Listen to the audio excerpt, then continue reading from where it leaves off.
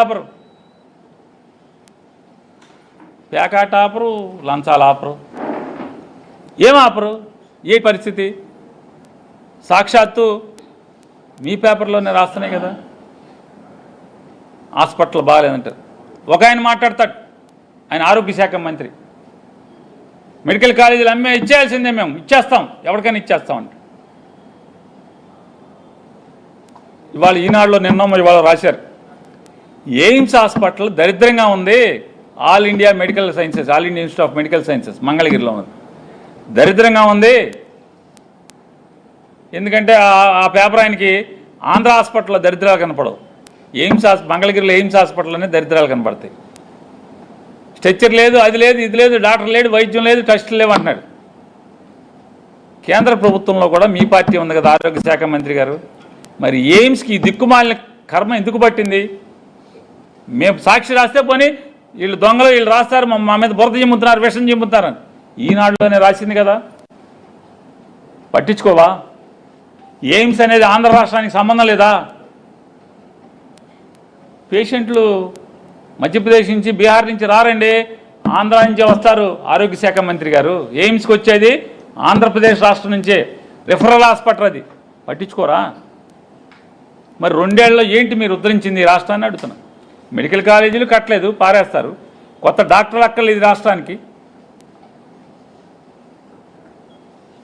ఇవాళ పెట్రోల్ రేట్లు పెరిగితే విచ్చలవిడిగా, అసలు మామూలు చీటీ పాటే, వెనకటి రోజుల్లో చీటీ పాటలు ఉండేవి, మార్గదర్శిలో ఉండేది, లేకపోతే శ్రీరామ్ చిట్స్లో ఉండేవి, ఇంకా చాలా చిట్లు ఉన్నాయి ఇప్పటికీ ఇవాళకి కూడా.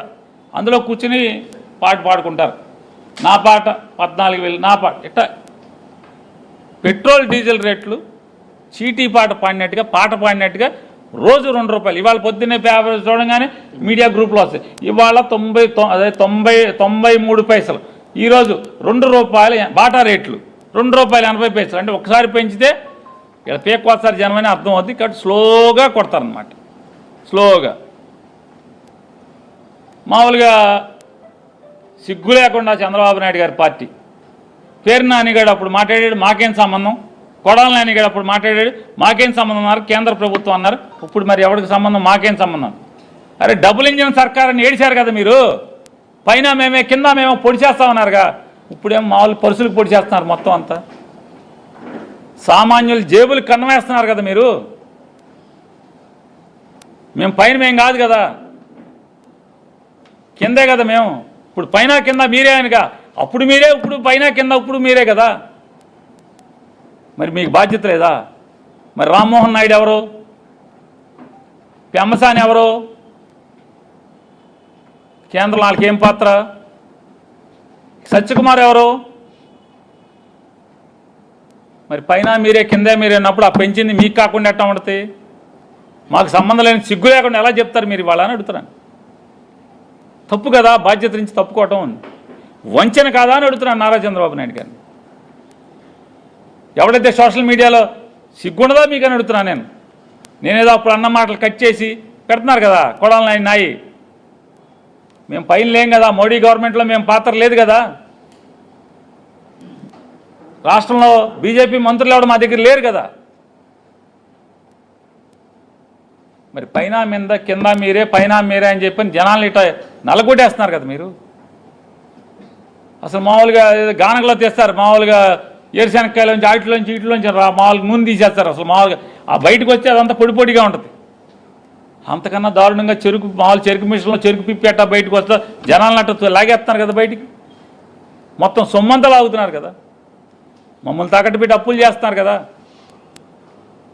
అంటే ఎంత దౌర్భాగ్య స్థితి అంటే 2 ఏళ్ళు ఏమి చేశామో చెప్పుకోలేక గొడ్డల పార్టీ. ఎవరిది గొడ్డల పార్టీ? అసలు మాకు సంబంధం లేకుండా నిజంగా మీకు ఇంతంత అంటే అది తెలుగులో బాగోదు, దాన్ని ఏదో అంటే అంటే ముతకదా మాట్లాడితే బాగోదు, కానీ నిజంగా అంటే పాలిష్డ్గా మాట్లాడితే మీకు నిజంగా నైతికత ఉంటే, బాబాయ్ గొడ్డలి నిజంగా బాబాయిని అబ్బాయే చంపాడు, సిగ్గు శరం లేదా మీకంటున్నా అబ్బాయిని లోపల ఇటాకి? గుండెకాయ లేదా? కలేజా లేదా? అమిత్ షా దగ్గరికి వెళ్ళి జగన్ లోపలే అని అడుక్కోవడం ఎందుకు? మీరు వేయచ్చుగా. కడప ఆంధ్ర రాష్ట్రంలో ఉంది కదా, పులివెందుల ఆంధ్ర రాష్ట్రంలో ఉంది కదా. మరి బాబాయ్ గొడ్లెట్టి చంపితే, బాబాయిని గొడ్లెట్టి అబ్బాయి చంపితే ఆ అబ్బాయిని ముతాయిగా చేశారా? 2 ఏళ్ళైంది. మీరు జగన్మోహన్ రెడ్డి గారు మీ ప్రభుత్వం ఉండగా మీరు దాడులు జరిగినాయి జగన్మోహన్ రెడ్డి గారు మీ మీద, మీ ప్రభుత్వంలో. దాన్ని గేలిగా చేసి హేళన చేసి, అంటే మీడియా చేతిలో ఉంది, సోషల్ మీడియా చేతిలో ఉంది కాబట్టి మీ ఇష్టం, మీరేదంటే అదే, మీరేది చేస్తే అదే ప్రజలు నమ్ముతారని మీరు అనుకుంటున్నారు.